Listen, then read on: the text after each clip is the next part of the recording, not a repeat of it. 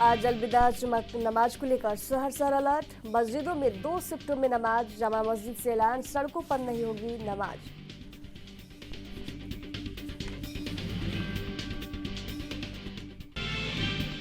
जम्मू कश्मीर के कठुआ में सुरक्षा बलों और आतंकवादियों के बीच मुठभेड़ जारी। सुरक्षा बलों ने 2 आतंकवादियों को किया ढेर।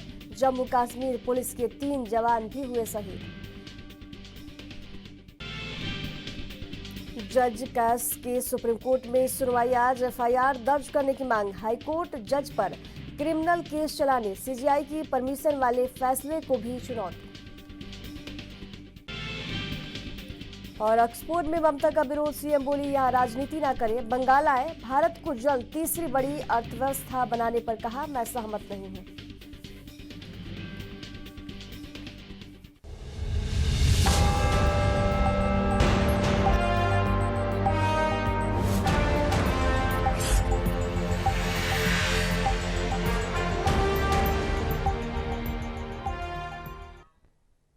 नमस्कार, राजधानी लाइव देख रहे हैं आप। मैं हूं आपके साथ नेहा। बीजेपी सरकार द्वारा महिलाओं के लिए 2,500 रुपए, गर्भवती महिलाओं के लिए 25,000, मुफ्त सिलेंडर, बिजली, पानी और बस सेवा जैसी घोषणाओं को लेकर आम आदमी पार्टी लगातार सरकार पर हमलावर हो रही है।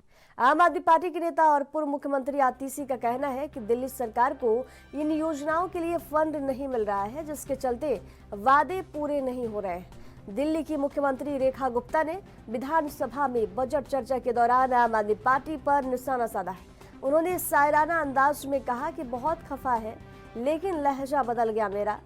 जब उनके लहजे में बात करनी शुरू की हमने, रेखा गुप्ता ने कहा कि आम आदमी पार्टी के नेता बार बार सवाल उठा रहे हैं कि फंड कहां से आएगा, लेकिन कुछ दिनों में सब साफ हो जाएगा। हो सकता है केंद्र सरकार की सहायता की जरूरत ही ना पड़े, क्योंकि जो लीकेज आम आदमी पार्टी सरकार में हुए थे, अगर उन्हें रोक दिया जाए तो योजनाओं के लिए पर्याप्त फंड आ जाएगा। जैसे ही रेखा गुप्ता ने ये बयान दिया, विधानसभा में चोरी बंद के नारे लगने लगे। उन्होंने आम आदमी पार्टी पर तंज कसते हुए कहा कि जब दिल्ली को इतना बड़ा बजट मिला तो उसकी सराहना करने के बजाय विपक्ष उसमें कमियां निकालने में लगा हुआ है।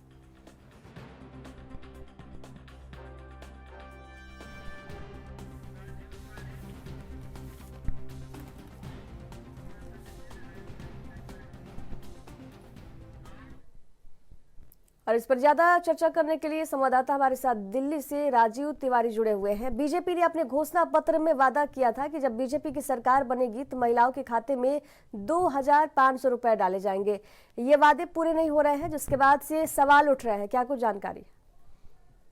देखिए, यहाँ पर बात करें जिस तरीके से आम आदमी पार्टी अब विपक्ष के अंदर आने के बाद लगातार सरकार पर सवाल जो है वो उठाती नजर आ रही थी। लगातार 2500 रुपए की योजना को लेकर भी सवाल उठाए जा रहे थे। फ्री रसोई गैस सिलेंडर की बात करें, वो कहीं ना कहीं उसको लेकर भी सवाल उठाए जा रहे थे।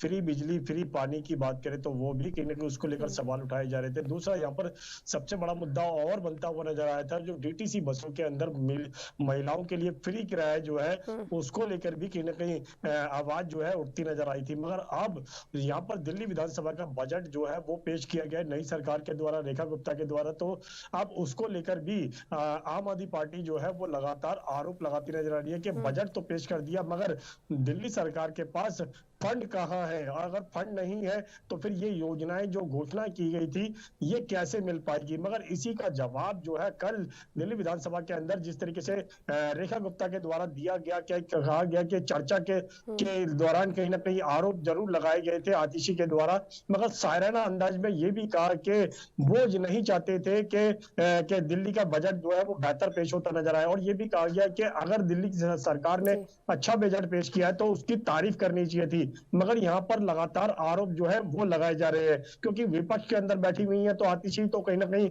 उनका जो प्रक्रिया है वो कहीं ना कहीं इस तरीके की देखने को मिल रही है। वो लगातार आलोचनाएं जो है वो की जा रही है। मगर यहाँ पर बात करें रेखा गुप्ता की, तो रेखा गुप्ता के द्वारा ये जरूर स्पष्ट किया गया कि आने वाले दिनों के अंदर बजट कहां से आएगा, कैसे फंड आएगा, ये सारी जानकारी जो है वो सार्वजनिक होती हुई नजर आएगी। और ये भी कहा कि केंद्र सरकार से शायद उनको कोई सहायता जो है वो न लेनी पड़े, क्योंकि लगातार जिस तरीके से 2022 की बात करें, 2023 की बात करें, तमाम जो पिछली सरकारों के द्वारा फंड रखा गया था या फिर बजट पेश किया गया था, जहां पर विद्यालयों के लिए हो या फिर कहे एससी एसटी के लिए हो या फिर और योजनाओं के तहत फंड रखा गया था, वो फंड जो है वो खर्च नहीं किया गया था। और अब कहीं ना कहीं इसी फंड को लेकर लगातार आरोप लगाए जा रहे हैं कि पुरानी सरकार ने खर्च जनता के लिए नहीं कराया है, और अब नई सरकार जो है वो कहीं ना कहीं जनता के लिए कार्य करेगी, और जनता जो है वो कहीं ना कहीं उन्हीं पैसों का इस्तेमाल किया जाएगा जो जनता के इस्तेमाल के लिए टैक्स के रूप में आते हैं। मगर यहाँ पर जिस तरीके के आरोप लगाए जा रहे हैं एक दूसरे पर, उससे तो लगता है कि जनता जो है वो कहीं ना कहीं आने वाले दिनों में हम्म। कंफ्यूज होती नजर आएगी, क्योंकि अभी तक ना तो नई सरकार के द्वारा 2500 रुपए की घोषणा का अनाउंस किया गया है, ना ही आयुष्मान योजना की बात करें, ना उसका अभी के तक शुरुआत तो देखने को मिली है, और ना ही जो फ्री रसोई गैस सिलेंडर है उसकी शुरुआत देखने को मिली है। तो कहीं ना कहीं कंफ्यूजिंग बहुत ज्यादा होती नजर आ रही है जी। दिल्ली के पूर्व मुख्यमंत्री आतिशी ने कहा कि दिल्ली सरकार के पास योजनाओं का फंड नहीं मिल रहा है, जिसके कारण उनके वादे जो हैं पूरे नहीं हो रहे हैं। तो ये दावा कहा कितना सही है? देखिए, यहाँ पर बात करें जिस तरीके से आतिशी के द्वारा कहा गया कि नई सरकार और रेखा गुप्ता के द्वारा जो वादे किए गए थे भाजपा के विधानसभा दिल्ली विधानसभा के अंदर के महिलाओं के लिए 2500 रुपए की योजना लाई जाएगी। दूसरा, यहाँ पर फ्री रेसिडेंट सिलेंडर जो है वो होली दिवाली पर दिए जाएंगे, 500 रुपए में वैसे सिलेंडर दिए जाएंगे, और यहाँ तक कि आयुष्मान योजना के तहत बात करें तो 10 लाख रुपए का जो इंश्योरेंस, जो 5 लाख रुपए का केंद्र सरकार के द्वारा, 5 लाख रुपए का दिल्ली सरकार के द्वारा इंश्योरेंस जो है वो दिया जाएगा। लगातार और सुविधाएं जो है देने की बात की गई, 300 यूनिट बिजली फ्री देने की बात की गई, मगर अभी तक नई सरकार के द्वारा यह स्पष्ट नहीं किया जा रहा है कि फंड कहां से आएगा। मगर यहाँ पर घोषणाएं जिस तरीके से की गई थी, उन्हीं घोषणाओं को लेकर विपक्ष में आतिशी के द्वारा या फिर आम आदमी पार्टी के नेताओं के द्वारा लगातार नई सरकार के ऊपर हमला जो है बोला जा रहा है। और दिल्ली की जनता भी कहीं ना कहीं यही चीज जानना चाहती है कि जो घोषणाएं की गई थी उनको कैसे पूरा किया जाएगा। ना तो अभी तक 2500 रुपए की योजना को लेकर भी कोई खुलासा जो है नहीं होता नजर आ रहा है, फ्री रसोई गैस सिलेंडर को लेकर भी कोई स्पष्ट जानकारी जो है वो नहीं दी जा रही है। मगर यहाँ नई सरकार जो ये कहती नजर आ रही है कि जो पुरानी सरकार ने फंड के नाम पर जो लीकेज किया था उसको बंद करने की कोशिश की जा रही है, ताकि जो फंड है यानी कि जो बजट है या फिर जो पैसे हैं वो कहीं ना कहीं बाहर से नहीं आएंगे, और दिल्ली की जनता के द्वारा ही जो फंड बनाया जाता था उससे ही कहीं ना कहीं पूरी आपूर्ति जो है वो की जाएगी जी। दिल्ली की वर्तमान मुख्यमंत्री रेखा गुप्ता ने बजट में चर्चा के दौरान कहा कि आम आदमी पार्टी के सरकार में लीकेज हुई थी। लीकेज की उन्होंने बात की, तो क्या आम आदमी पार्टी की सरकार के कार्यकाल में हुई वित्तीय अनियमितताओं का कोई प्रमाण है? देखिए, यहाँ पर रेखा गुप्ता की बात करें तो रेखा गुप्ता अब दिल्ली विधानसभा के अंदर स्पष्ट तौर पर ये कहती नजर आ रही है कि जो पिछली सरकार के द्वारा जो बजट पेश किए गए, चाहे वो 2014 के हो या फिर 2015 के हो या फिर 2022 के हो या फिर 2023 के हो, उनके अंदर जो बजट पेश किया गया था जिन योजनाओं के तहत, मगर वो खर्च जो है वो नहीं किए गए, और वो सारा पैसा जो है वो पिछली सरकार ने अपने पास रख लिया, यानी कि जनता के लिए नहीं खर्च किया गया। और उसी पैसे को अब कैसे निकालने की बात की जा रही है कि जो पुराना जो बजट पेश किया गया था उसके अंदर घोटाले किए गए हैं, उन्हीं घोटालों का पैसा जो है वो अब रिकवरी करने की बात की जा रही है। मगर यहाँ पर बात करें जो नई योजनाओं का घोषणाएं की गई है नई सरकार के द्वारा, वो उनको कैसे पूरा किया जाएगा, और आने वाले समय के अंदर रेखा गुप्ता के द्वारा ये स्पष्ट कर दिया कि आने वाले समय के अंदर जो लीकेज पुरानी सरकार ने किया था उन लीकेज के बंद करने के बाद पैसे की जरूरत जो है वो केंद्र सरकार से नहीं पड़ेगी जी। चलिए, तमाम जानकारी साझा करने के लिए राजीव तिवारी आपका बहुत बहुत धन्यवाद।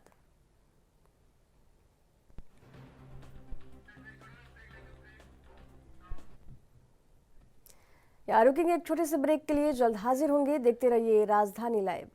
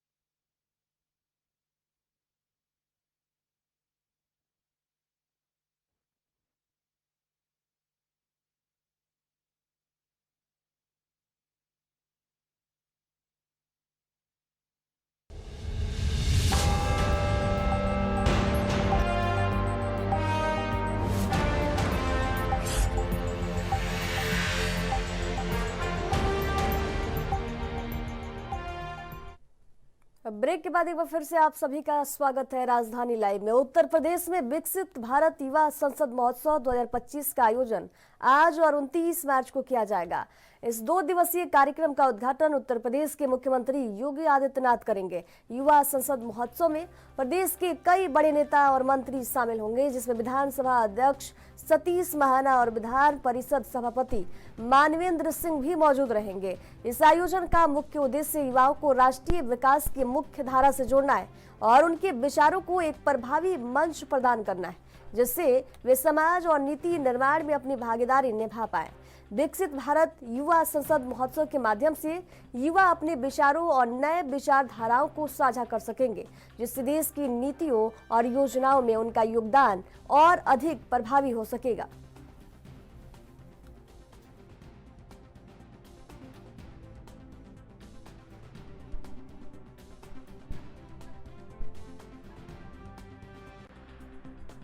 उत्तर प्रदेश में विकसित भारत युवा संसद महोत्सव का आज आयोजन होना है। इस 2 दिवसीय कार्यक्रम का उद्घाटन यूपी के मुख्यमंत्री योगी आदित्यनाथ करने वाले हैं।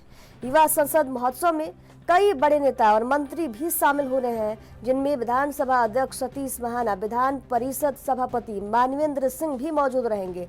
इस आयोजन का मुख्य उद्देश्य युवाओं को राष्ट्रीय विकास की मुख्य धारा से जोड़ना है और उनके विचारों को एक प्रभावी मंच प्रदान करना है। तो उत्तर प्रदेश में विकसित भारत युवा संसद महोत्सव का आज आयोजन है। इस 2 दिवसीय कार्यक्रम का उद्घाटन उत्तर प्रदेश के मुख्यमंत्री योगी आदित्यनाथ करने वाले हैं।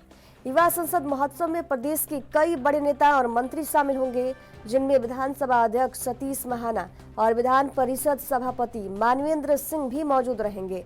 इस आयोजन का मुख्य उद्देश्य युवाओं को राष्ट्रीय विकास की मुख्य धारा से जोड़ना है और उनके विचारों को एक प्रभावी मंच प्रदान करना है, जिससे वे समाज और नीति निर्माण में अपनी भागीदारी निभा पाए।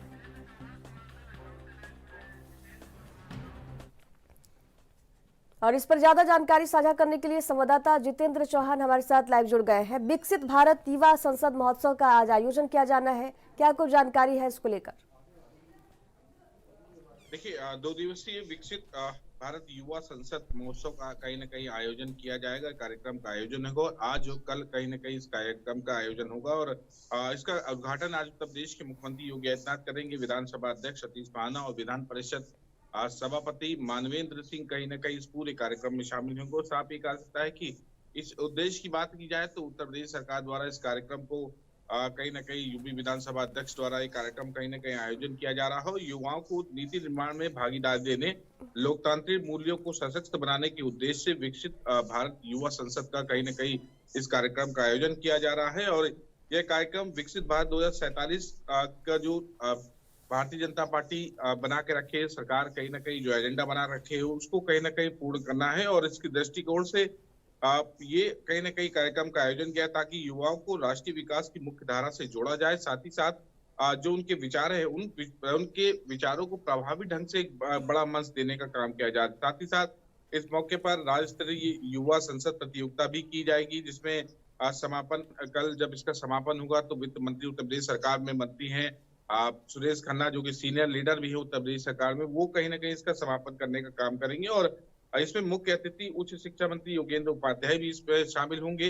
कई बच्चे इसमें कहीं ना कहीं शामिल होंगे। और आप ये कह सकते हैं कि उत्तर प्रदेश में जो नेहरू युवा केंद्र संगठन के निदेशक है महेंद्र सिंह, वो भी कहीं ना कहीं इसमें मौजूद रहेंगे। और नीति निर्माण की सक्रिय भागीदारी के दृष्टिकोण से ये अवसर प्रदान होगा, ऐसा उनका कहना है। तो वहीं युवा संसद प्रतियोगिता भी रखने का काम किया गया है। उस प्रतियोगिता की चयन की प्रक्रिया पारदर्शी और आधारित तौर पर रखी जाएगी। और ये कहा सकता है कि प्रारंभिक चयन माय भारत पोर्टल पर अपलोड भी किया जाएगा। साथ ही साथ 1 मिनट के वीडियो के आधार पर, जिसके उत्तर प्रदेश में 24 नोडल केंद्र में स्क्रीनिंग में सर्वश्रेष्ठ होंगे। इन 10 प्रतियोगियों को राज्य स्तर से कहीं ना कहीं सम्मान देने का भी काम किया जाएगा। और युवाओं को एक आगे बढ़ाने के प्रयास से 2047 का जो लक्ष्य है उत्तर प्रदेश सरकार का या भारत सरकार का जो लक्ष्य है उसको कहीं ना कहीं पूरा करने का काम आज सरकार करेगी। जी, और इस कार्यक्रम का उद्घाटन कितने बजे होने वाला है और विधानसभा अध्यक्ष के अलावा और कौन कौन से बड़े नेता इस आयोजन में शामिल हो रहे हैं? देखिए 11 बजे के आसपास ये कार्यक्रम रखा गया है, जिसमें विधानसभा ये जो परिसर है वहाँ ये कार्यक्रम होगा और विधानसभा मंडप में कार्यक्रम का आयोजन किया जाएगा, जिसमें उत्तर प्रदेश के मुख्यमंत्री योगी आदित्यनाथ जहाँ इसका शुभारंभ करेंगे, तो वहीं विधानसभा अध्यक्ष सतीश महाना रहेंगे। साथ ही साथ विधान परिषद सभापति है मानवेंद्र सिंह, वो कहीं ना कहीं मौजूद रहेंगे और तमाम जो उत्तर प्रदेश सरकार के मंत्री हैं जो वो भी मौजूद रहेंगे और जो युवा संगठन के जो तमाम निदेशक कह सकते हैं कि पदाधिकारी है वो कहीं ना कहीं शामिल होंगे। और साथ ही कह सकता है काफी महत्वपूर्ण अपने आप में एक कार्यक्रम रखा गया है युवाओं को आगे बढ़ाने के लिए। उनके जो विचार है, उनके जो सशक्त विचार है, उनको एक बड़ा मंच देने के लिए एक तरह से तैयारी की गई है और जो संकल्प है उत्तर प्रदेश का सरकार का और जो केंद्र सरकार का जो संकल्प है उसको बढ़ाने का काम किया जाएगा। जी, युवा संसद महोत्सव में भाग लेने के लिए अभी तक कितने युवाओं ने रजिस्ट्रेशन कराया है? देखिए एक बड़ी संख्या होगी जिसमें युवा कहीं ना कहीं अलग अलग संगठन है युवा का वो इसमें शामिल होंगे। स्कूल के यूनिवर्सिटीज के जो कह सकते हैं कि जो बच्चे होंगे वो कहीं ना कहीं इसमें शामिल होंगे और काफी महत्वपूर्ण कार्यक्रम है। युवा हो चाहे युवती हो, उन सबको एक विचार एक मंच दिया जाएगा जो अपने विचारों को पूरी तरह से रख सकते हैं और कहीं ना कहीं जो उनके विचार है उनको सुनने का काम किया जाए। विकसित भारत को कैसे विकसित बनाया जाए, 2047 तक जो लक्ष्य है उसको कैसे पूरा किया जाए और ऐसे कौन से काम है जिसको करने से भारत आगे बढ़ सकता है। तो ऐसे तमाम जो विचार है उनको युवाओं के मंचों को कहीं ना कहीं मंच के माध्यम से युवाओं को सुनने का मौका मिलेगा और जो तमाम राजनीति से जुड़े जो तमाम नेता वो भी अपनी कहीं ना कहीं बात रखने का काम करेंगे। उत्तर प्रदेश के मुख्यमंत्री योगी आदित्यनाथ भी अपने संबोधन के माध्यम से विचार रखने का काम करेंगे। तो एक बड़ा कार्यक्रम भी रखा गया है और ये विधानसभा के अंदर एक कार्यक्रम रखा गया है जिसमें ये जो चीजें हैं वो काफी महत्वपूर्ण मायने रखती हैं। जी बिल्कुल, इस कार्यक्रम में एक बड़ी संख्या में युवा जो है भाग लेंगे, अपने विचारों को साझा करेंगे। तो युवाओं द्वारा दिए गए सुझाव और विचारों को सरकार किस तरह से उपयोग में लाएगी? देखिए सरकार प्रतियोगिता भी कराएगी और प्रतियोगिता के आधार पर कहीं ना कहीं चयन भी किया जाएगा और शायद ये इम्प्लीमेंट भी कहीं ना कहीं जो विचार सरकार को पसंद आता है या विधानसभा अध्यक्ष को जो पसंद आता है उनको सरकार को केंद्र सरकार तक ले जाने का काम किया जाए। माय भारत जो पोर्टल है सरकार का उसमें भी कहीं ना कहीं उसमें अपलोड करने का काम किया जाएगा। पूरी तरह से उनके विचारों को समग्र करके उनको सम्मानित करके उनके विचारों को आगे ले जाकर पूरी तरह से उनको कह सकते हैं कि पूर्ण कराने के लिए सरकार पूरी तरह से तैयार रहेगी और कहीं ना कहीं शायद यही कारण है कि युवाओं की जो आज की सोच जो युवा भारत है उसको कहीं ना कहीं इन युवाओं के विचारों के माध्यम से आगे बढ़ाने का काम किया जाएगा। तो इस तरह के आयोजनों से पहले हुए युवा संसद कार्यक्रमों का क्या प्रभाव पड़ा है और उनके सुझावों को कितना लागू किया गया है? देखिए उत्तर प्रदेश में ये अलग अलग संगठन कराते आए हैं, लेकिन एक बार ये पहली बार ऐसा हो रहा है जब उत्तर प्रदेश विधानसभा के अंदर कहीं ना कहीं कार्यक्रम किया जा रहा है जिसमें खूब उत्तर प्रदेश के मुख्यमंत्री हिस्सा ले रहे हैं। युवाओं के विचारों को सुनने का काम करेंगे। विधानसभा अध्यक्ष रहेंगे जो वो भी सीनियर लीडर रह चुके हैं, मंत्री भी उत्तर प्रदेश सरकार में रह चुके हैं। मानवेंद्र सिंह जो सभापति हैं वो भी कहीं ना कहीं उत्तर प्रदेश सरकार के उच्च शिक्षा मंत्री योगेंद्र उपाध्याय भी इसमें मौजूद रहेंगे। तो पूरी तरह से कहा सकता है कि ये उत्तर प्रदेश में विधानसभा के अंदर ये पहली बार सरकार इसमें हस्तक्षेप करके कहीं ना कहीं करने का काम करे। ऐसे संगठन विभिन्न संगठनों वाले कार्यक्रम समय समय पर मंच दिया जाता है और उनको सुनने का भी काम किया जाता है। इस कार्यक्रम का मुख्य उद्देश्य क्या है और विकसित भारत युवा संसद आज के बाद से 29 मार्च को भी किया जाना है, तो इसको लेकर क्या खास तैयारी है? लेकिन ये हम पहले भी मैंने इस बात को बताया कि कहीं ना कहीं युवाओं के विचारों को सुनने का काम किया जाएगा।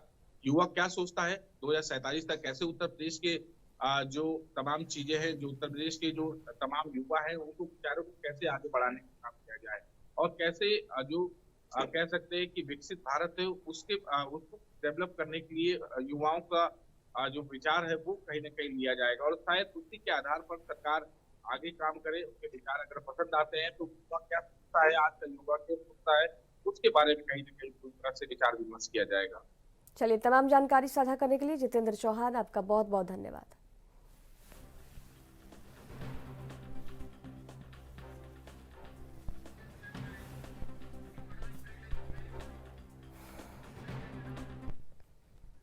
यहाँ रुकेंगे एक छोटे से ब्रेक के लिए, जल्द हाजिर होंगे। देखते रहिए राजधानी लाइव।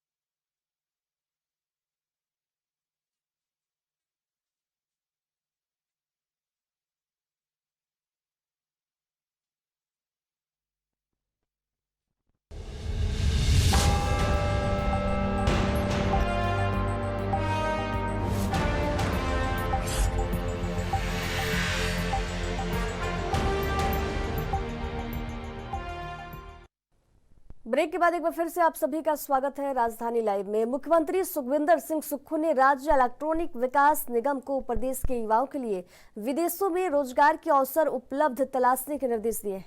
उन्होंने निगम को विदेशों में रोजगार पाने वाले युवाओं के लिए ट्रैक एंड ट्रेस की व्यवस्था विकसित करने के लिए भी कहा है। मुख्यमंत्री ने वीरवार को राज्य सचिवालय में हिमाचल प्रदेश राज्य इलेक्ट्रॉनिक विकास निगम के निदेशक मंडल की बैठक की अध्यक्षता की। बैठक में इमिग्रेशन एक्ट 1983 के अनुसार भर्ती की प्रक्रिया करवाने और विदेशों में रोजगार के लिए श्रमिकों की भर्ती करने की मंजूरी दी गई है। इसके लिए निगम विदेश मंत्रालय में प्रोडक्टर जनरल ऑफ एग्रीगेट्स नई दिल्ली के कार्यालय में अपना पंजीकरण करवाना सुनिश्चित करेगा। निदेशक मंडल ने समग्र शिक्षा अभियान के काम को जारी रखने की भी मंजूरी दी है। बैठक में HPSDC में JOA IT के 2 पद और मल्टीटास्क वर्कर को पद भरने की भी स्वीकृति प्रदान की गई।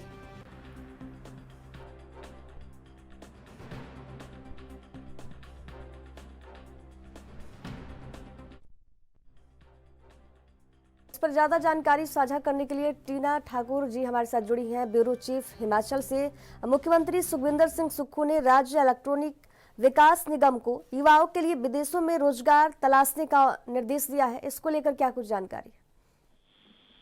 बिल्कुल नेहा, देखिए मुख्यमंत्री सुखविंदर सिंह सुक्खू ने पिछले कल निदेशक मंडल की बैठक की अध्यक्षता की है और काफी अहम निर्देश इस बैठक में उन्होंने निदेशक मंडल को दिए हैं।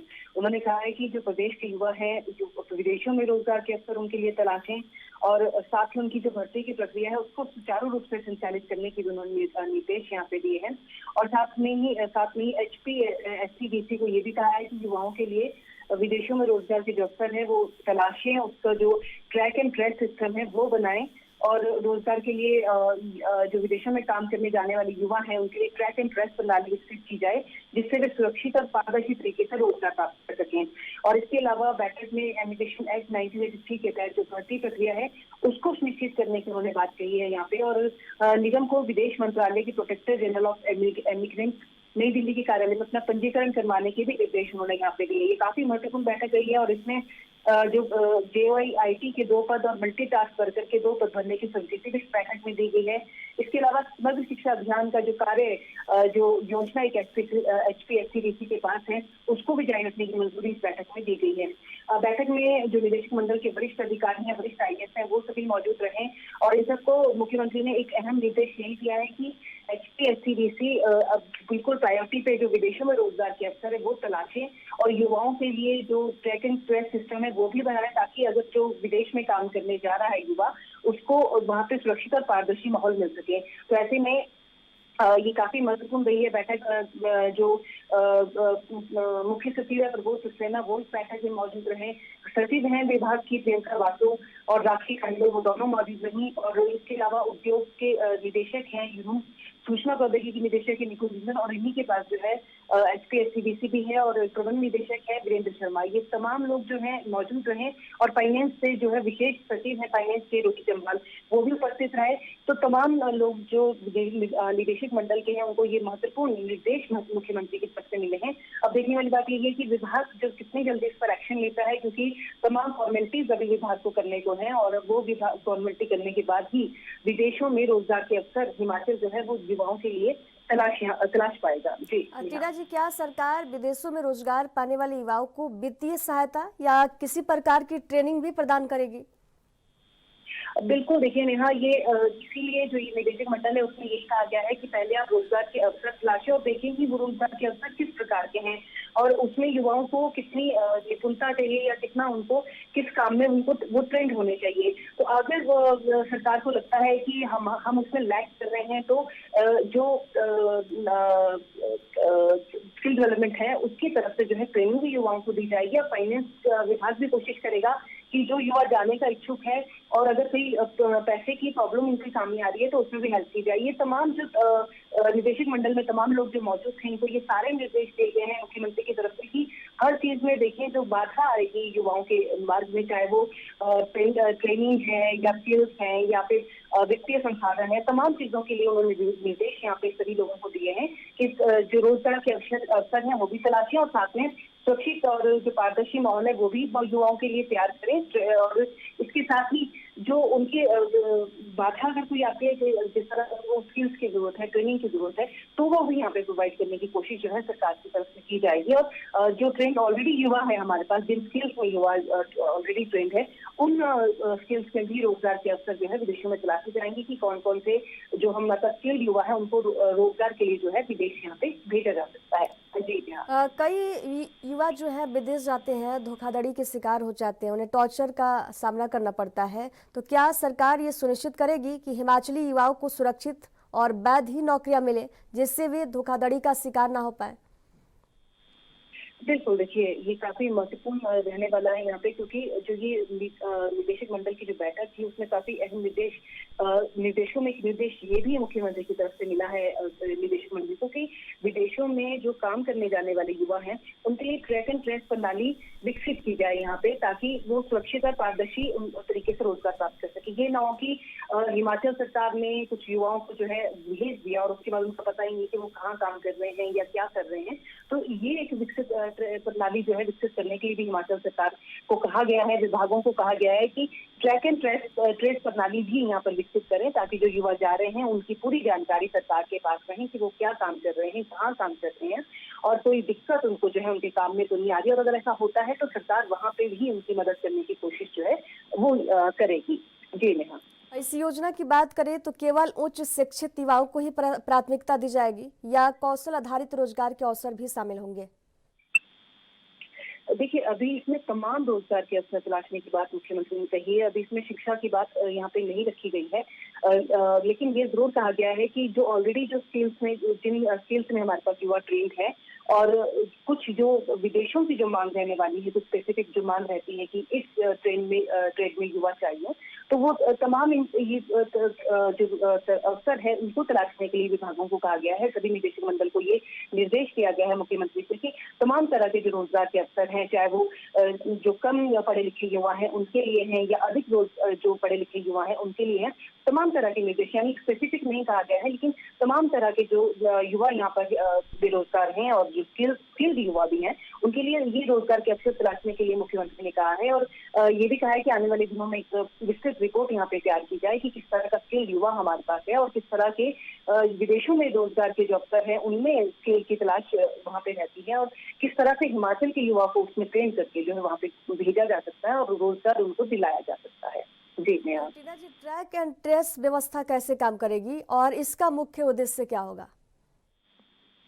देखिए, अभी फिलहाल सबसे पहले तो जो निगम है HPSCDC है वो विदेश मंत्रालय के प्रोटेक्टर जनरल ऑफ एमिग्रेंट्स के नई दिल्ली में अपना जो पंजीकरण है वो करवाएगा सबसे पहले। उसके बाद जो है हिमाचल में तमाम युवाओं की जो लिस्ट है वो तैयार करेगा। उसमें जो है विभागों की मदद ली जाएगी और उसमें ये भी देखा जाएगा कि स्किल्ड युवा हमारे पास कौन कौन से हैं और जो स्किल्स उन युवाओं के पास है क्या उसकी दरकार, उसकी जरूरत जो है विदेशों में है। तो इस तर्ज पर जो है पूरी सूची इख्तियार की जाएगी और उसके अलावा जो विदेशों में रोजगार के अवसर अभी इस वक्त मौजूद है उनको तलाशा जाएगा कि उसमें जो है किस तरह से हिमाचल के युवाओं को जो है रोजगार दिलाया जा सकता है और किस तरह से वहाँ पे युवाओं को जो है स्किल करके जो है भेजा जा सकता है। तो तमाम चीजें ये रहने वाली हैं और उसमें सरकार जो है पूरी कोशिश ही करेगी कि चाहे हमारे पास स्किल्ड युवा है या हमारे को स्किल करके भेजना पड़ रहा है, वो दोनों तरह पे जो है काम यहाँ पे किया जाएगा। सारे विभाग जो है मिलकर इस पर काम करेंगे और आने वाले समय में जो है इसकी पूरी विस्तृत सूची तैयार की जाएगी ताकि विदेशों में जो है हिमाचल के युवाओं को रोजगार मिल सके और अच्छे अवसर वहाँ पे हिमाचल के युवा को मिल सके। जी नेहा। तमाम जानकारी साझा करने के लिए टीना ठाकुर जी आपका बहुत बहुत धन्यवाद।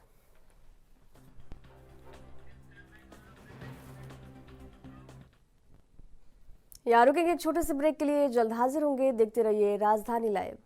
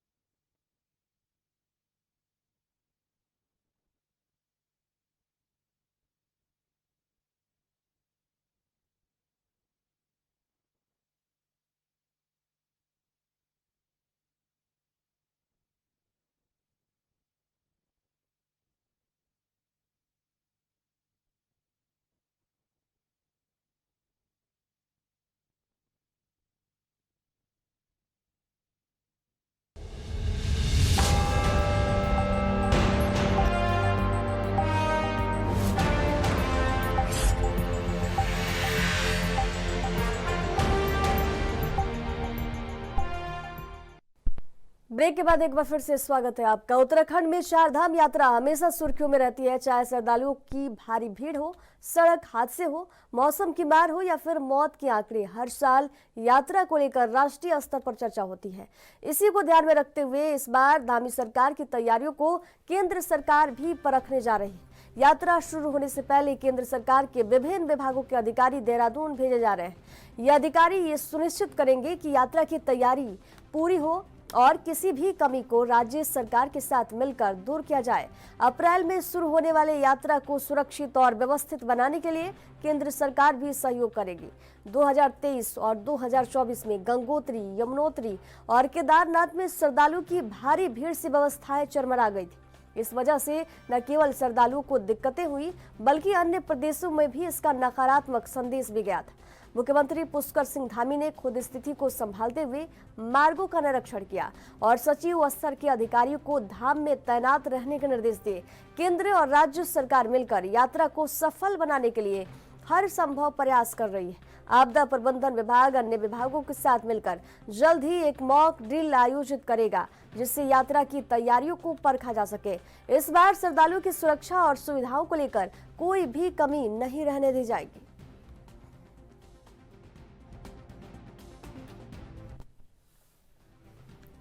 और इस खबर पर ज्यादा जानकारी साझा करने के लिए संवाददाता अभिनव नायक हमारे साथ फोन लाइन पर जुड़े हुए हैं। चार धाम यात्रा की व्यवस्थाओं को बेहतर बनाने के लिए इस बार सरकार ने कौन कौन से नए कदम उठाए? नेहा, अगर बात करें तो उत्तराखंड में चार धाम यात्रा जो है सरकार की लाइफलाइन है और इसी को लेकर जो है सरकार हर साल नए नए जो है दावे करती है और बड़े बड़े जो है तैयारियां भी करती है। कहीं ना कहीं अगर बात करें तो इस बार जो है श्रद्धालुओं की संख्या की जो है लगातार बढ़ने की उम्मीद भी है। मतलब पिछले वर्ष बात करें तो कहीं ना कहीं मौत का आंकड़ा भी जो है चारधाम यात्रा में देखने को मिला था और कुछ अगर बात करें तो सड़क हादसे भी थे और मौसम की मार भी थी। तो इन्हीं सबको लेकर जो है सरकार की तरफ से तैयारियां की गई हैं। हालांकि इस बार जो चारधाम यात्रा है उसको लेकर जो केंद्र सरकार है वो भी यात्रा की तैयारियों को परखने जा रही है और कई विभागों के जो अधिकारी हैं वो भी देहरादून भेजे जाएंगे। तो कोशिश भी करेंगे कि इस तरह से यात्रा को और ज्यादा मुकम्मल किया जाए। अगर बात करें तो जो केंद्र सरकार है और राज्य सरकार है कहीं पर कोई कमी रहती है तो उसकी भरपाई करने की तैयारी भी की जाएगी। और अप्रैल में 30 अप्रैल से जो है चारधाम यात्रा शुरू हो रही और उसी के संचालन को सफल बनाने के लिए केंद्र सरकार और अब जो है राज्य सरकार चारधाम यात्रा इसके बाद जो है बात करें तो 23 और 24 में जो गंगोत्री और यमुनोत्री में जो केदारनाथ में अचानक भीड़ पहुंची थी तो उसी की जो व्यवस्थाएं हैं कहीं ना कहीं वो ध्वस्त हुई थी और उन्हीं व्यवस्थाओं को जो है इस तरह की गलती दोबारा ना हो इन्हीं सबको परखने के लिए केंद्र की टीम भी जल्द ही देहरादून पहुंचने के लिए जी नहीं। चारधाम यात्रा की शुरुआत जो है अप्रैल में होने वाली है और यात्रा शुरू होने से पहले केंद्र सरकार के विभिन्न विभागों के अधिकारी देहरादून भेजे जा रहे हैं। तो केंद्र सरकार द्वारा भेजे जा रहे अधिकारियों की जो मुख्य जिम्मेदारियां हैं क्या होंगी और वे किस तरह से तैयारियों का आकलन करेंगे? बिल्कुल, अगर बात करें तो कहीं ना कहीं जिस तरह से चारधाम यात्रा में चाहे वो यात्रा मार्ग हो या फिर स्वास्थ्य सुविधाएं हो या फिर रहने खाने की ठहरने की जो है व्यवस्थाएं हो उन सभी को जो है वो टीम आकर देखेगी और यह राज्य सरकार के जो है अधिकारी वो भी उनके साथ जाएंगे और सभी चीजों का जो है एक फीडबैक भी लिया जाएगा और उसका तैयारियां करने के बाद ही जो है केंद्रीय टीम को अपनी सरकार को जो है जाकर रिपोर्ट भी सौंपेगी। और कहीं बात करें तो अगर इस बात की बात करें तो कहीं ना कहीं जो श्रद्धालु है वो बढ़ने की आशंका जताई जा रही है पिछले वर्ष के मुकाबले।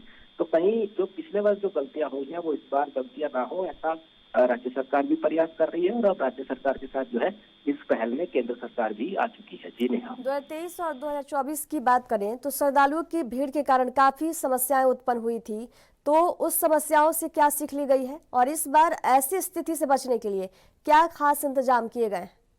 अगर बात करें तो इस बार जो है यात्रा पड़ाव पर लगभग 40 डॉक्टर्स की टीम तैनात की गई है। हेली एम्बुलेंस को तैयार किया गया है। इसके अलावा टीबी झील में जो है बोट उतारी गई है और कहीं ना कहीं जिस तरह से पिछले वर्ष 2023 या फिर 24 की बात करें तो उसमें जो जनहानियां हुई थी अब उस तरह से ना हो इसी को लेकर जो है राज्य सरकार और केंद्र सरकार भी प्रयास रही है और जो श्रद्धालु आएंगे उनकी जो है व्यवस्थाओं को बनाने के लिए चाक चौबंद निर्देश जो है अधिकारियों को दिए गए हैं।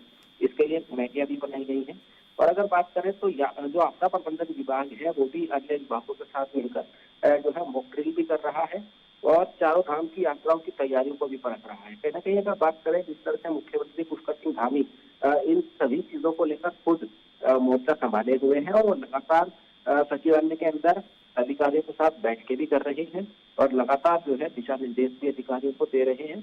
और अगर पिछले वर्षों में जो कमियां रही हैं उनको सुधारने के लिए निर्देश भी राज्य सरकार के अधिकारियों को उन्होंने दिए हैं। तो और अगर बात करें तो इसमें सचिव स्तर के जो अधिकारी हैं वो इस बार चारधाम यात्रा में तैनात भी होंगे और पिछले वर्ष भी हालांकि तैनात हुए थे, लेकिन इस वर्ष जो है ज्यादा संख्या में तैनात होंगे। जो कमियां होंगी तो उनको जो है तुरंत सुधारने के वहां पर उनको निर्देश दिए गए हैं। जी नहीं, हाँ चलिए, तमाम जानकारी साझा करने के लिए अभिनव नायक आपका बहुत बहुत धन्यवाद।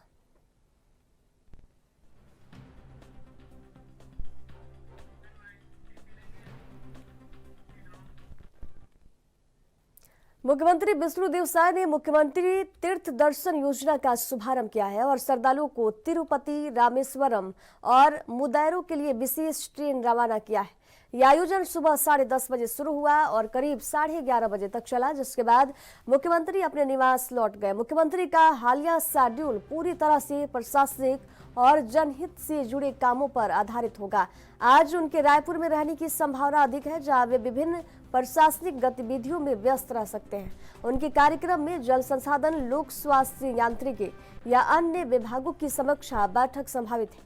इसके अलावा हाल ही में शुरू की गई तीर्थ दर्शन योजना की प्रगति को लेकर अधिकारियों के साथ उच्च चर्चा की जा सकती है। जन कल्याण को ध्यान में रखते हुए वे किसी सार्वजनिक कार्यक्रम, उद्घाटन, जनसभा या विकास परियोजना से जुड़े आयोजन में भी भाग ले सकते हैं। साथ ही होली के बाद के समय को देखते हुए वे किसी सांस्कृतिक या धार्मिक कार्यक्रम में भी शामिल हो सकते हैं।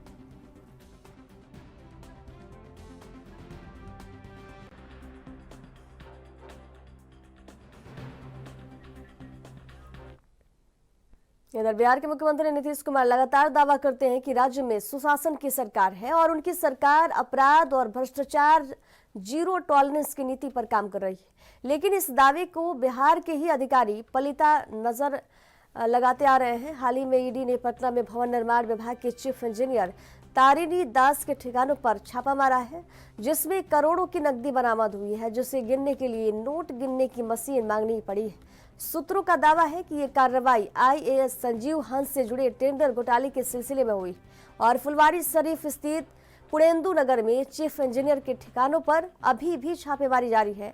टेंडर घोटाले में बड़े स्तर पर गड़बड़ी की आशंका जताई जा रही है और भवन निर्माण विभाग से जुड़े इस भ्रष्टाचार की जांच में आगे और भी बड़े खुलासे हो सकते हैं। हालांकि फिलहाल ईडी की छापेमारी को लेकर कोई आधिकारिक पुष्टि नहीं हुई है। ऐसे में बड़ा सवाल ये उठता है कि मुख्यमंत्री नीतीश कुमार की भ्रष्टाचार पर जीरो टॉलरेंस नीति कितनी प्रभावी है और क्या वे इन भ्रष्ट अधिकारियों पर कड़ी कार्रवाई कर पाएंगे। तो बिहार के मुख्यमंत्री नीतीश कुमार लगातार दावा करते हैं कि राज्य में सुशासन की सरकार है और उनकी सरकार जो है अपराध और भ्रष्टाचार पर जीरो टॉलरेंस की नीति पर काम कर रही है। लेकिन इस दावे को बिहार के ही अधिकारी पलीता नजर लगाते आ रहे हैं। हाल ही में ईडी ने पटना में भवन निर्माण विभाग के चीफ इंजीनियर तारिणी दास के ठिकानों पर छापा मारा है, जिसमें करोड़ों की नकदी बरामद हुई है, जिसे गिनने के लिए नोट गिनने की मशीन भी मंगानी पड़ी है। सूत्रों की दावा है कि ये कार्रवाई आईएएस संजीव हंस से जुड़े टेंडर घोटाले के सिलसिले में हो रही है। फुलवारी शरीफ स्थित पुणेंदु नगर में चीफ इंजीनियर के ठिकानों पर अभी भी छापेमारी जारी है।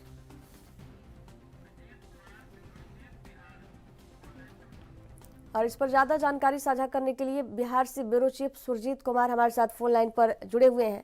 पटना में भवन निर्माण विभाग के चीफ इंजीनियर तारिणी दास के ठिकानों पर छापा मारा गया है, क्या कुछ जानकारी है इसको लेकर?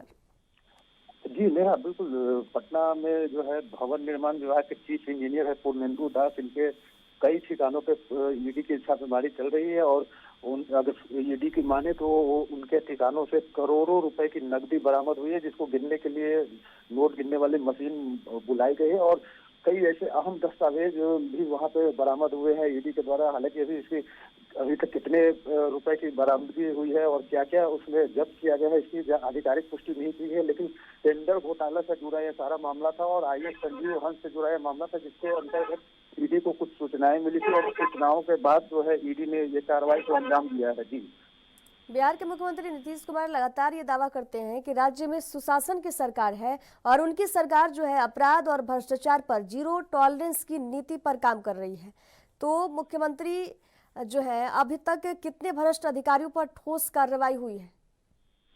जी हाँ, बिल्कुल। जिस तरीके से बिहार में सत्ता पक्ष के लोग और मुख्यमंत्री नीतीश कुमार लगातार दावा करते रहते हैं कि बिहार में जब से नीतीश कुमार की सरकार बनी है तब से सुशासन की सरकार है, भ्रष्टाचार और अपराध से जो है सरकार जीरो टॉलरेंस की नीति पर काम करती है। लेकिन कहीं न कहीं से अगर देखा जाए तो उनके इस नीति का जो है बंटाधार जो है उनके अधिकारी ही करते नजर आ रहे हैं। इससे पहले भी कई ऐसे अधिकारी हैं जो धन कुबेर अधिकारी, इनके ठिकानों पर छापेमारी हुई और ईडी को कई करोड़ रुपए बरामद किए गए। और अभी एक इनके जो नीतीश सरकार के काफी करीबी माने जाने वाले आईएएस से संजीव हंस, उनके यहाँ भी छापेमारी हुई और उनके पास भी बहुत सारी अपूत संपत्तियां बरामद की गई। तो ऐसे में नीतीश कुमार के जो सुशासन है उस पर निश्चित तौर पे एक सवाल है और विपक्ष भी लगातार ये आरोप लगा रहा है। तेजस्वी यादव हमेशा ये कहते रहते हैं कि बिहार में अब जो है सुशासन कहीं से नहीं है और भ्रष्टाचारी और अपराधियों का बोलबाला है। यहाँ पे नीतीश कुमार बिल्कुल बीमार हो चुके हैं और यहाँ पे कुछ चंद अधिकारी हैं जो मिलकर सरकार चला गए और सिर्फ भ्रष्टाचार में लिप्त हैं। तो ऐसे में ये देखना काफी दिलचस्प होगा और नीतीश कुमार इस मामले में बिल्कुल चुप्पी साधे हुए। तो नीतीश कुमार की चुप्पी कब टूटती है और कब जो है जो सरकार पे आरोप लग रहे हैं, इस सरकार आरोप का सरकार जवाब देती है। जी, भवन निर्माण विभाग के चीफ इंजीनियर तारिणी दास के ठिकानों पर छापा मारा गया है, तो अभी तक ईडी के हाथ क्या कुछ सुराग लगे? जी नेहा, बिल्कुल। जिस तरीके से भवन निर्माण के जो चीफ इंजीनियर है तारिणी दास, उनके यहाँ छापेमारी हुई, उसमें कई करोड़ रुपए बरामद हुए हैं और कई अहम दस्तावेज लगे हैं जिसको कि अभी ईडी ने सार्वजनिक नहीं किया है। लेकिन अगर सूत्रों की माने तो कई ऐसे अहम दस्तावेज हैं और ऐसे उस भवन निर्माण से जुड़े कई अधिकारियों पर और कार्रवाई हो सकती है, क्योंकि सारा मामला जो है टेंडर घोटाले को लेकर छापेमारी चल रही थी और टेंडर मैनेज करने के नाम पे एक सारा खेल चल रहा था। जी, क्या चीफ इंजीनियर जो है तारिणी दास के अलावा भवन निर्माण विभाग के अन्य अधिकारियों पर भी जांच की आ सकती है? जी बिल्कुल। जिस तरीके से ये छापेमारी हुई है और मैंने बताया भी कि जो टेंडर घोटाले से जुड़े मामले हैं, तो ऐसे में टेंडर घोटाले में सिर्फ एक अधिकारी का सम्मिलित होना काफी उपयुक्त नहीं होता है। इसमें कई ऐसे अधिकारी और भी शामिल हो सकते हैं और उनके यहाँ भी जांच गिर सकती है और छापेमारी हो सकती है। और भी ऐसे कई विभाग है जहाँ पे भी भ्रष्टाचारियों का बोलबाला है। इधर बीते दिनों जो बजट सत्र चल रहा था, वहाँ पे तेजस्वी यादव ने अपने संबोधन में भी बताया था कि किस तरीके से बिहार में भ्रष्टाचार हावी है और सबसे ज्यादा उन्होंने आरोप लगाया था कि यहाँ पे राजस्व विभाग है, वहाँ पे सबसे ज्यादा भ्रष्टाचार है, क्योंकि राजस्व विभाग में जितने भी ट्रांसफर पोस्टिंग होते हैं वो सीधे सीएम हाउस से होते हैं। इससे पहले राजस्व विभाग के कई ऐसे मंत्री थे जिन्होंने ट्रांसफर किया और सारे ट्रांसफर को मुख्यमंत्री नीतीश कुमार ने रद्द किया था और उसके बाद जो है मुख्यमंत्री आवास से ही ट्रांसफर होती थी। तो ऐसी स्थिति में यहाँ पे तेजस्वी यादव ने साफ साफ आरोप लगाया है कि सीईओ जो है, जो अंचलाधिकारी होते हैं, वो डीएम तक की बात नहीं सुनते, क्योंकि अंचलाधिकारी डायरेक्ट मॉनिटर होते हैं सीएम हाउस से और वहाँ पे चंद अधिकारी हैं वही मिलकर सारा ये खेल रच रहे हैं। और बिहार में जो है भ्रष्टाचार बिल्कुल चरम पे है, ट्रांसफर पोस्टिंग का खेल चल रहा है और सारे मामले में जो है मुख्यमंत्री नीतीश कुमार चुप्पी साधे हुए हैं। जी, माना जा रहा है जो कार्रवाई हुई है आईएएस संजीव हंस से जुड़े टेंडर घोटाले के सिलसिले में हुई है, तो इसके अलावा और भी कोई बड़े नाम शामिल होने की संभावना है? जी नेहा, बिल्कुल। इसमें और अभी कई खुलासे होने बाकी है। अभी ईडी की जांच चल रही है और ईडी की जांच के बाद जो भी इस दायरे में आएंगे, कई ऐसे नाम और भी सामने आने की संभावनाएं दिख रही है, क्योंकि सिर्फ एक अधिकारी मिलके इतना बड़ा घोटाला नहीं कर सकता, उसमें कई अधिकारियों की सम्मिलितता है। तो आगे आने वाले दिनों में ये पता चल पाएगा कि कितने और अधिकारी हैं और किन किन पे क्या क्या कार्रवाई होती है। जी सुरजीत जी, इस तरह के घोटाले का असर बिहार के विकास योजनाओं पर किस तरह पड़ रहा है और क्या इससे निर्माण काम प्रभावित होंगे? जी नेहा, बिल्कुल। जिस तरीके से भवन निर्माण विभाग कहें या पुल निर्माण विभाग कहें, पुल की स्थिति तो बिहार में पहले से ही हम लोगों ने देखा है कि किस तरीके से पुल जो है बिहार में लगातार एक के बाद एक धराशायी होते रहे। तो ये बिल्कुल भ्रष्टाचार का ही नतीजा है कि जिस तरीके से भ्रष्टाचार हावी है और जो काम की गुणवत्ता है, जिस हिसाब से काम कराए जाने तो गुणवत्ता तो प्रभावित होती ही है और उससे उसी का नतीजा है कि जो आए दिन कहीं पुल पुलिया गिर रहे हैं और जो वाटर टंकी लगाया जाता है पीएचईडी विभाग का, वो उद्घाटन के पहले वो टंकी गिर के धराशायी हो जाता है। तो निश्चित तौर पे जिस तरीके का भ्रष्टाचार हावी है उससे काम कहीं ना कहीं प्रभावित हो रहा है और बिहार की विकास भी प्रभावित हो रही है और बिहार का नाम भी खराब हो रहा है। जी चलिए, तमाम जानकारी साझा करने के लिए सुरजीत कुमार आपका बहुत बहुत धन्यवाद।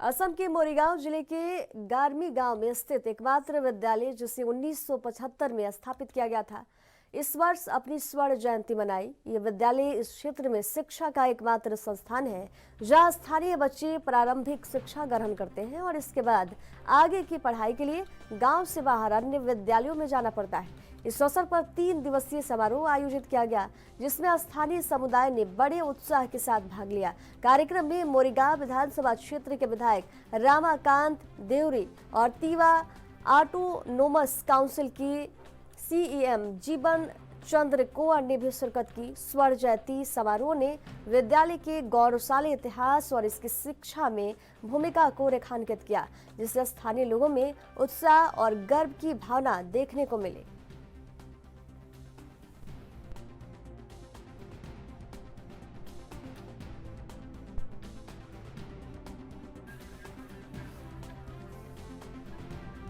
और इस पर ज्यादा जानकारी साझा करने के लिए संवाददाता चंदन हीरा हमारे साथ जुड़े हुए हैं। असम के मोरीगांव जिले में गरमाड़ी गांव में एक विद्यालय है जिसका आज स्वर्ण जयंती मनाई गई है, इसको लेकर क्या कुछ जानकारी है?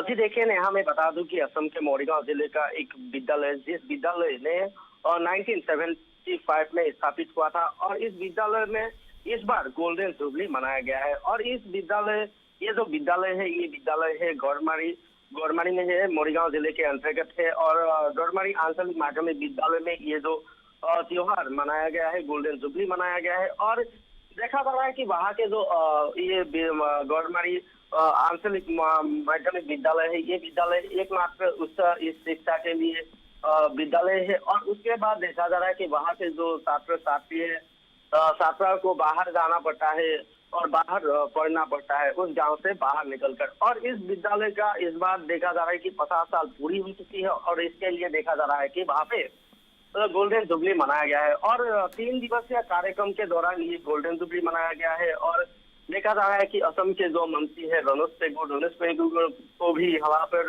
निमंत्रित किया गया था, लेकिन एक बैठक के दौरान वो नहीं आ पाए। और असम सरकार के मंत्री पीयूष हाजरी का भी वहाँ पर निमंत्रण दिया गया था, लेकिन वो भी दिल्ली के एक मीटिंग में जाना पड़ा और वो भी उपस्थित नहीं हो पाए। लेकिन देखा जा रहा है कि मंत्री पीयूष हाजरी का जो व्यक्तिगत सचिव है वो उन्होंने भाग लिया है। और मोरीगांव विधानसभा क्षेत्र के जो विधायक है रमाकांत देवरी, उन्होंने भाग लिया है वहाँ पर। और देखा जा रहा है कि जो तीवा ऑटोनोमस काउंसिल के जो सीईएम है और सीएम है जीवन चंद्र कोवर, उन्होंने भी वहाँ पर भाग लिया है। और देखा जा रहा है कि पूरी तरह से जोरों शोरों से ये त्योहार वहाँ के लोगों ने मनाया है।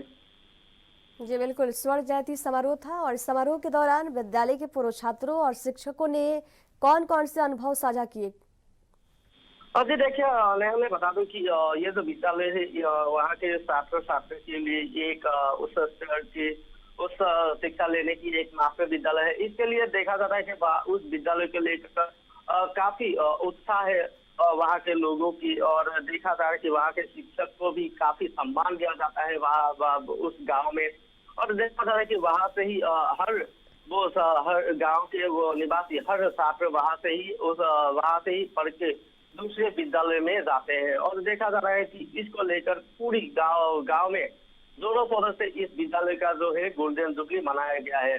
और वहाँ के शिक्षकों के लिए शिक्षक भी काफी खुश है। हमने बातचीत की थी, उन्होंने भी कहा कि हम काफी खुश है, गांव वालों की जो सहायता है हम कभी भूल नहीं पाएंगे। और पूरी जोरों शोरों से ये जो त्योहार है, ये त्योहार मनाया गया है वहाँ पर। चंदन हीरा जी, 1975 में इस विद्यालय की स्थापना हुई है और लगभग 50 साल हो गए। 50 वर्षों में क्या कोई छात्र उच्च पदों पर पहुंचा है जिससे उस गांव को गर्वान्वित महसूस हुआ हो? जी देखिए ना, वहाँ के जो विद्यालय है उस विद्यालय से पढ़ के और वहाँ के कई छात्र ऐसे भी है जो आर्मी में गए हैं, कोई ऐसे भी है हम पुलिस में गए हैं, कोई ऐसे भी है जो एडवोकेट बने हैं, कोई ऐसा भी है जो उस स्तर के जो अधिकारी है वो भी बना हुआ है। देखा जा रहा है कि उस विद्यालय में जो गांव वाले हैं, गांव वाले की जो ध्यान है उस विद्यालय में काफी बढ़ रहा है और उस विद्यालय से काफी छात्रों को कामयाबी मिली है। चलिए, तमाम जानकारी साझा करने के लिए चंदन हेरा आपका बहुत बहुत धन्यवाद।